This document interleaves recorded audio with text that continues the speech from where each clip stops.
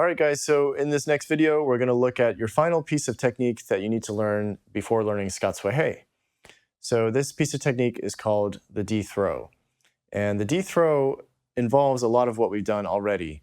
And you're going to start to see that these embellishments that we learn going forward are going to start using multiple grace notes and multiple movements wrapped up into one to create one larger embellishment or one larger movement.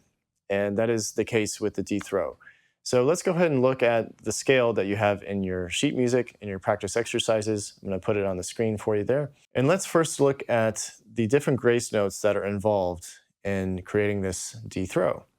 So if you analyze the movement there, you'll notice that the first grace note that occurs in the movement is this low G. The second grace note is D, and the last grace note is C. So what this means is we're going to be going from the scale note, we're going to go straight to low G, then from G to D, and then we're going to be tapping with our C finger to finish off the movement. So I can go ahead and demonstrate for you how that looks coming from low A.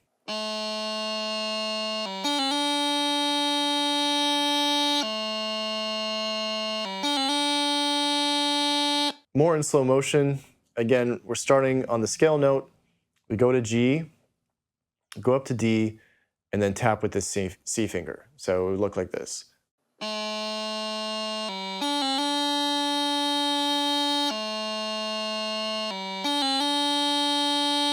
that's going to be the same process you're going to use coming from any of these scale notes to the D throw. So let me go ahead and demonstrate for you how we would do the scale at 60 beats per minute.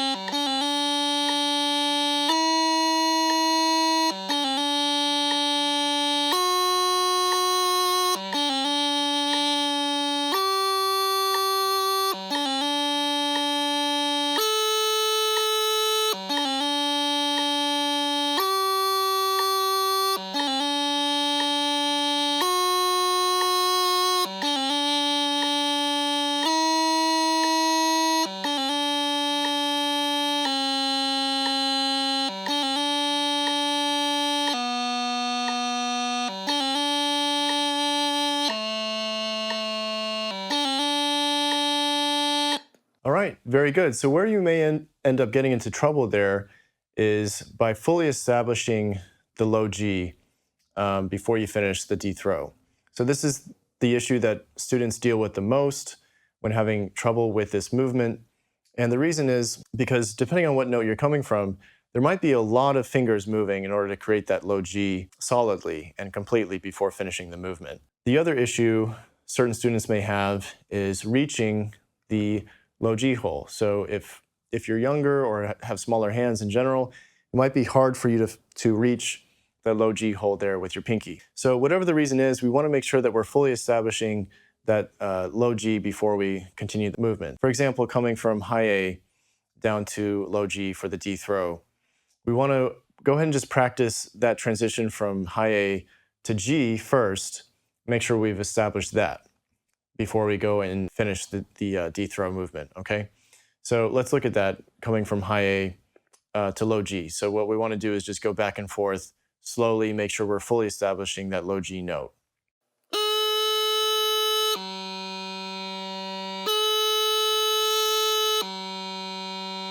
And then once we're comfortable with that, we can throw in the rest of the movement there.